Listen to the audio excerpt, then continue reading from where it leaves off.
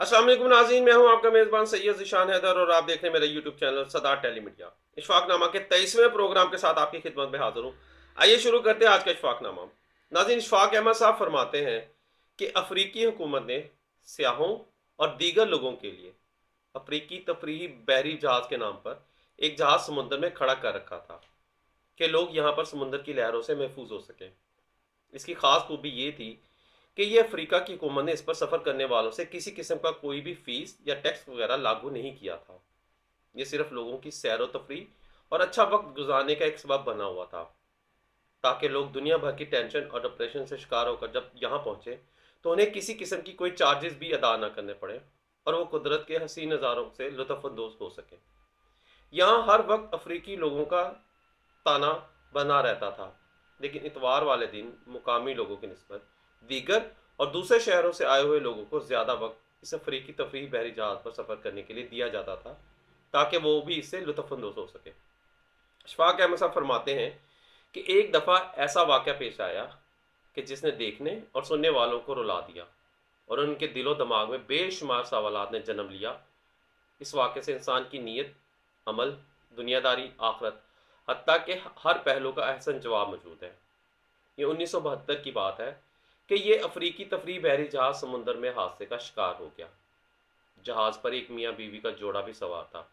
ये गालिबन इतवार का दिन था और इन मियाँ बीवी ने इस जहाज़ पर सफ़र करने के लिए तकरीबन 3 घंटे इंतज़ार किया था, क्योंकि उस दिन रश बहुत ज़्यादा था। और आखिरी 3 घंटे पर जब उनकी बारी आई तो जहाज़ की रवानगी के ठीक 10 मिनट बाद एक बहुत बड़ा हादसा पेश आया।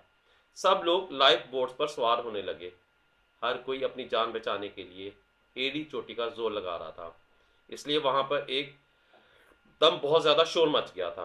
दाई बोट्स की तरफ जाने के बाद इन दोनों मियाँ बीवी ने देखा और उन्हें एहसास हुआ कि इसमें से सिर्फ एक शख्स बैठने की गुंजाइश बाकी है। इस वक्त इस शख्स ने बीवी को अपने पीछे धकेल दिया और खुद लाइफ बोट पर छलांग लगा दी। खातून ने डूबते हुए जहाज पर खड़े होकर अपने शौहर से एक जुमला कहा। यहाँ इशफाक अहमद साहब जाविया के पीटीवी पर चलने वाले प्रोग्राम के दौरान थोड़ा सा तकव्वुफ किया और बैठे हुए तमाम नाज़रीन से पूछा, आप लोगों का क्या ख्याल है कि वो क्या बात थी जो इस औरत ने डूबते हुए अपने शौहर को की होगी। उस औरत ने इस मौके पर अपने शौहर से क्या कहा होगा। इशफाक साहब की ये बात सुनते ही एक औरत ने प्रोग्राम में हाथ खड़ा किया और कहा कि वो अपने शौहर से कह रही होगी कि तुम दुनिया के खुद गर्ज तरीन इंसान हो कि मुश्किल वक्त में अपनी बीवी को मौत के मुंह में छोड़कर अपनी ज़िंदगी बचाने के लिए अपनी साथी की कुर्बानी दे दी, जिसने सारी ज़िंदगी तुम्हारे साथ गुजारी। फिर एक दूसरी लड़की ने हाथ खड़ा किया और कहा। तो इशफाक साहब ने पूछा, जी बताइए आप क्या कहना चाहेंगी। तो इस लड़की ने कहा कि वो औरत मरते हुए यही सोच रही होगी और अपने शौहर को मुखातब करके यही कहना चाह रही होगी कि तुमने इस दुनिया में मुझे धोखा दिया है, लेकिन कोई भी बात नहीं, मैं ऊपर जा रही हूँ, मैं तुम्हारी शिकायत बिल्कुल नहीं करूँगी और मैं तुम्हें आखिरत में देख लूँगी। फिर नाज़िर में बैठे हुए एक मर्द ने हाथ खड़ा किया। तो इशफाक साहब ने पूछा, जी आप बताइए आप क्या कहना चाहेंगे, उस औरत ने क्या कहा होगा अपने शौहर को। तो उसने कहा, मुमकिन है कि उसके शौहर ने उसको अपने साथ जोड़ने की बहुत कोशिश की हो, लेकिन बदकिस्मती से उसका हाथ उसके हाथ से छूट गया हो और वो उससे खुदा हाफिज कह रही हो। फिर एक बड़ी काफ़ी उम्र की औरत ने हाथ खड़ा किया और कहने लगी, इस लड़की ने मरते वक्त अपने शौहर से ये कहा होगा कि तुम दुनिया के घटिया तरीन इंसान हो और मैं तुमसे बेहद बहुत ज़्यादा नफरत करती हूँ। मुझे अफसोस है कि मैंने तुझे अपना मजाजी खुदा जाना, तुझे अपना शौहर समझा, लेकिन मैं अब तक अंधी थी।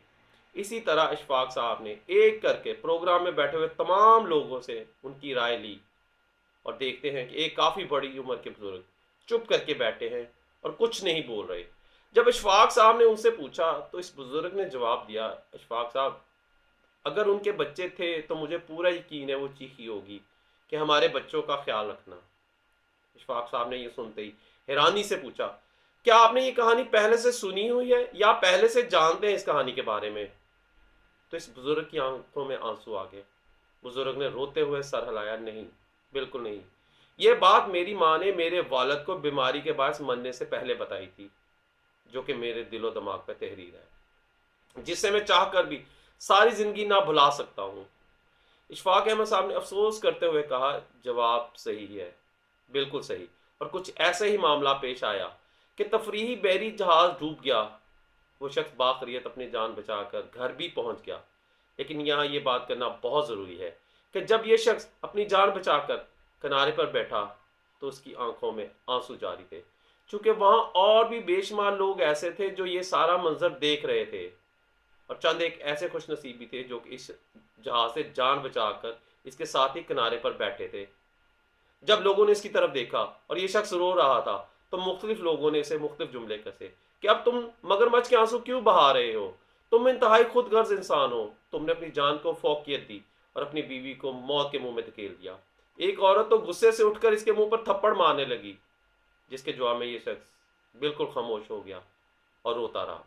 کسی نے اسے بد دعا دی کہ کاش تم بھی اپنی بیوی کے ساتھ مر جاتے، تمہیں جینے کا کیا فائدہ، لیکن تم کیسے مر سکتے تھے کیونکہ تمہیں تو اپنی جان پیاری تھی، اگر میرے بس میں ہو تو میں تجھے ابھی اسی وقت مار دوں۔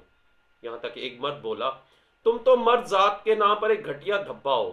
الغرض کہ جتنے بھی لوگ وہاں موجود تھے انہوں نے اس کو بہت زیادہ باتیں سنائی، اسی طرح طرح کے تانے دیے۔ یہ کچھ تو پہلے اپنی بیوی کی وجہ سے پریشان تھا، رو رہا تھا، اور کچھ لوگوں کے تانے سن سن کر چیخو پکار کے ساتھ رو رہا تھا، حتیٰ کہ شام ہو گئی اور یہ اپنے گھر واپس آ گیا۔ یہ بندہ لوگوں کی باتوں سے اس قدر تنگ آیا کہ اس نے اپنا ذاتی گھر چھوڑ کر دوسرے شہر میں ایک کرائے پر مکان لے لیا، تاکہ جب کل کو اس کی بیٹی بڑی ہو، جوان ہو، تو لوگ اس سے بھی باتیں کریں گے کہ تمہارا باپ کتنا خود غرض انسان ہے جو اپنی بیوی کو چھوڑ آیا۔ اس شخص نے ہمت کر کے اپنی بیٹی کو تن تنہائی پالا۔ اس شخص کی موت کے کئی سال بعد اس کی بیٹی کو اپنا سامان صاف کرتے ہوئے اس کی ایک ڈائری ملی۔ اس ڈائری سے یہ راز اشکار ہوتا ہے کہ جب اس کے والدین تفریح جہاز پر گئے تھے تو ماں کو پہلے سے ہی ایک لا علاج بیماری کی تشخیص کی گئی تھی۔ اس نازک لمحے میں باپ زندہ بچ جانے کے بعد موقع سے فائدہ اٹھا کر بھاگ نکلا۔ اس نے اپنی ڈائری میں لکھا تھا میری کس قدر تمنا تھی کہ تمہارے ساتھ سمندر کی تہہ میں ڈوب مروں، میں بھی زندہ رہوں، لیکن اپنی بیٹی کی خاطر میں تمہیں ہمیشہ کے لیے سمندر کی گہرائیوں میں اکیلا رہنے کے لیے چھوڑ آیا ہوں۔ مجھے پرواہ نہیں کہ یہ دنیا والے مجھے بعد میں کیا کہیں گے، کس کس نام سے پکاریں گے۔ اشفاق احمد صاحب بھی اداس ہو گئے اور کہا کہانی ختم ہو گئی۔ پھر ہر طرف خاموشی چھا گئی۔ کچھ دیر کے بعد خاموشی کے بعد ناظری میں بیٹھے ہوئے چند لوگوں نے اشفاق احمد صاحب سے کہا کہ اس کہانی کا مورل کیا ہے، یعنی کہ اس کہانی سے کیا نتیجہ نکلتا ہے، کیونکہ اشفاق احمد صاحب جب بھی کوئی واقعہ سناتے ہیں تو اکثر اوقات اس کے مورل کا، اس کے نتیجہ، اخلاقی سبق آخر میں ضرور بیان کرتے ہیں تاکہ لوگوں کو بھی اس سے عبرت حاصل ہو، جبکہ کچھ لوگ کہانی کے اخلاقی سبق کو سمجھ چکے ہوتے ہیں۔ پھر اشفاق احمد صاحب نے فرمایا اس میں کوئی شک نہیں کہ دنیا میں اچھائی اور برائی کا وجود موجود ہے، لیکن ان کے پیچھے بہت سی پیچیدگیاں ہیں جن کو سمجھنا تقریباً مشکل ہے۔ یہی وجہ ہے کہ ہم کبھی بھی کسی کی پوری بات کو سنے بغیر ہی اپنی رائے کو کسی پر مسلط نہیں کرنا چاہیے، اسے کوئی الزام نہیں دینا چاہیے، دوسروں کو پہلے سمجھے بغیر فیصلہ صادر نہیں کرنا چاہیے، کیونکہ بعض دفعہ آنکھوں دیکھا اور کانوں سنا بھی جھوٹ نکلتا ہے۔ اور بے شک اللہ تعالیٰ نے قرآن پاک میں فرمایا ہے، یعنی اعمالوں کا دار و مدار نیتوں پر ہے۔ پھر فرمایا کہ جو لوگ بل ادا کرنا پسند کرتے ہیں وہ اس لیے نہیں کرتے کہ وہ دولت مند ہے، بلکہ اس لیے کہ وہ دوستی کو پیسے پر ترجیح دیتے ہیں۔ جو لوگ کام میں پہل کرتے ہیں وہ اس لیے نہیں کرتے کہ وہ بیوقوف ہیں، بلکہ اس لیے کہ وہ ذمہ داری کے تصور کو اچھی طرح سے سمجھتے ہیں۔ اور جو لوگ جھگڑے کے بعد پہلے معافی مانگتے ہیں وہ اس لیے معافی نہیں مانگتے کہ وہ غلط ہے، بلکہ وہ اس لیے معافی مانگتے ہیں کہ وہ اپنے ارد گرد کے لوگوں کی قدر کرتے ہیں۔ جو لوگ آپ کی مدد کرنے کو تیار ہیں وہ مدد اس لیے نہیں کرتے کہ وہ آپ کی کسی بھی چیز کے مقروض ہیں، بلکہ وہ اس لیے مدد کرتے ہیں کہ وہ آپ کو ایک سچے دوست کے طور پر اہمیت دیتے ہیں۔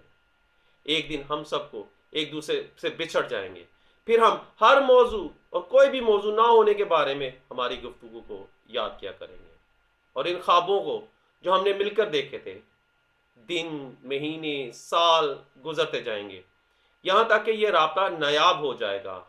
ایک دن ہمارے بچے ہماری تصویریں دیکھیں گے اور پوچھیں گے کہ یہ کون لوگ ہیں، اور ہم پوشیدہ آنسوں کے ساتھ مسکرائیں گے کیونکہ ایک مضبوط لفظ دل کو چھو لیتا ہے، اور آپ کہیں گے یہ وہی تھے جن کے ساتھ میں نے اپنی زندگی کے بہترین دن گزارے، ان کے ساتھ بہترین طریقے سے زندگی کے سفر میں ساتھ رہے۔